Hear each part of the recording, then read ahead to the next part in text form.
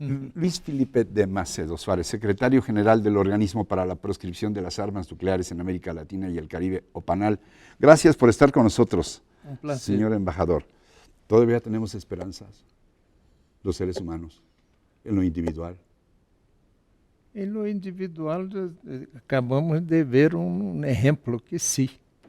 Y en lo colectivo, en la suma de individuos, en la suma de voluntades, de buenas voluntades y de esperanzas, como significa este organismo, es una suma de voluntades colectivas de 33 países. Tenemos esperanzas también. Tenemos, senão não poderíamos seguir trabalhando se não tuviéramos, ¿no? Pero es difícil, porque lo que nuestra lucha es contra las armas nucleares, que si son utilizadas, serán mucho más graves que cualquier atentado, ¿no? 16,000 armas nucleares, la Sí. mayoría de ellas en estado de alerta Exactamente. permanente, una amenaza de destrucción. Para serem lançadas dentro de muy pocos minutos. ¿Qué significa un esfuerzo como el de Tlatelolco iniciado desde 1969? ¿Por qué sigue vigente actualmente? ¿Y qué representa para esta zona del mundo el que no haya proliferación de armas nucleares?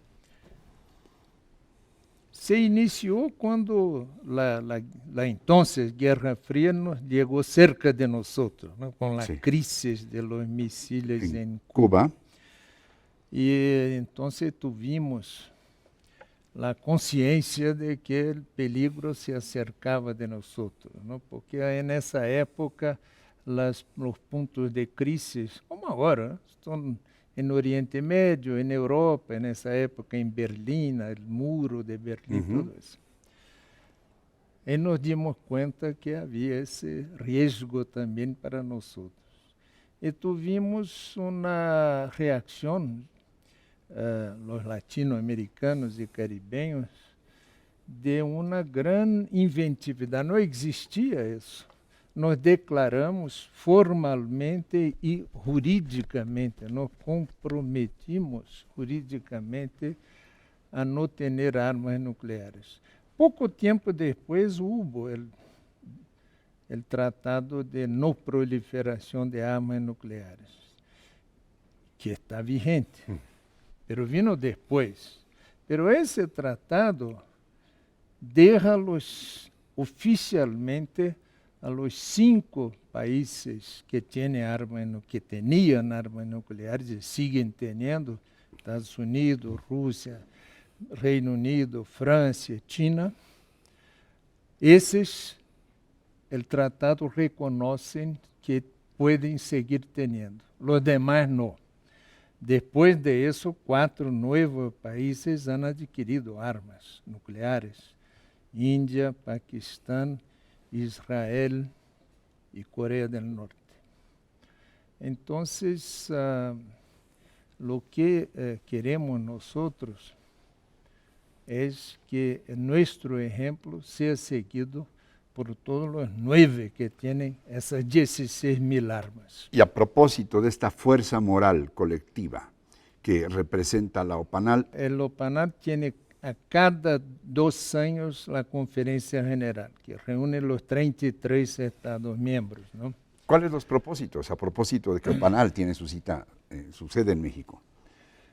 Bueno, tenemos el funcionamiento del organismo, pero una serie de decisiones que son parte de nuestra acción. Por ejemplo, la cuestión de la educación para el desarme nuclear y la no proliferación. ¿Por qué eso?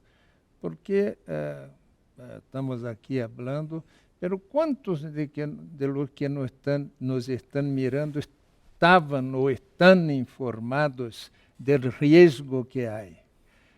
Entonces es necesario que haya un trabajo de educación, y eso es una de las cosas. El OPANAL también tiene necesidad, no debe ser volcado al interior de la región.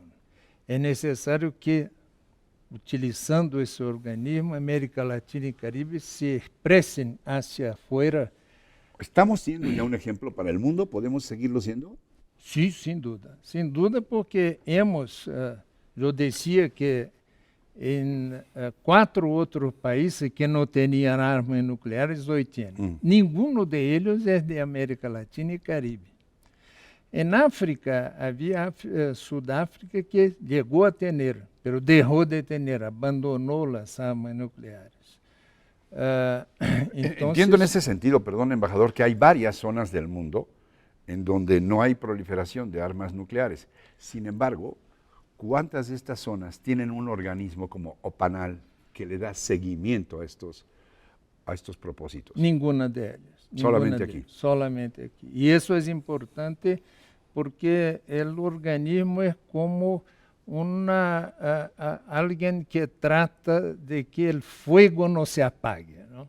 Estamos siempre poniendo un poco más de leña ahí para mantener una llama de la paz. La llama de la paz y nuestra influencia en el mundo.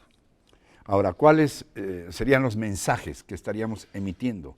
Bueno, estamos llamando la atención primero a los países que tienen armas nucleares y principalmente a los que tienen arsenales más grandes. Estados Unidos y Rusia. Estados Unidos y Rusia, a que realmente tomen medidas y acepten la negociación de un tratado para eliminar las armas nucleares. Hay una conciencia universal de que armas de destrucción en masa, destrucción masiva, son crimen contra la humanidad. Esas son las armas químicas. Contra natura. Es un suicidio colectivo. Es un suicidio y son del armas planeta. desnecesariamente poderosas o que no discriminan en sus efectos. Así las armas químicas, las armas biológicas, que hay convenciones que prohíben. No son armas de guerra, son de destrucción total. Y hay una conciencia de las armas nucleares igual, peor, porque son más poderosas, ¿no? Entonces, eso tiene que ser también, como las otras, objeto de un tratado internacional universal que acabe con ese problema.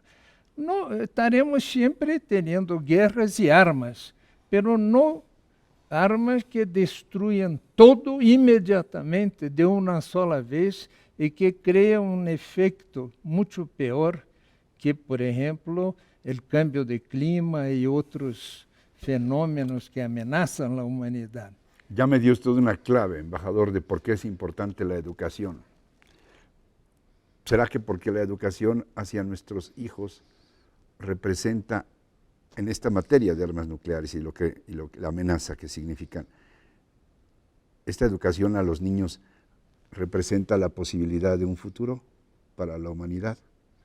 Sin duda, porque lo que esperamos de los niños y de los jóvenes es, entre otras cosas, el no conformismo, no aceptar situaciones simplemente porque existen. Y eso hay, esa sensación, esa disposición mental. Pero es bueno canalizar para cosas que realmente son problemas y amenazas. Algo más que quiere usted decirnos, embajador, y que no le pregunté. Es para nosotros una prueba del liderazgo de México. La convención, el Tratado de Tlatelolco, se llama Tratado de Tlatelolco, fue negociado con dificultad. Duró 3 años la negociación, porque había que llegar a realmente las palabras correctas y que atendiesen a los intereses de los países de la región, incluso de mantener el derecho al uso de la energía nuclear para fines pacíficos. Entonces México tuvo el liderazgo y sigue teniendo. Y eso es un ejemplo. Señor embajador, para este propósito, este espacio siempre estará abierto, ¿eh? Muchas gracias. Le agradecemos mucho su presencia hoy. Gracias. Gracias.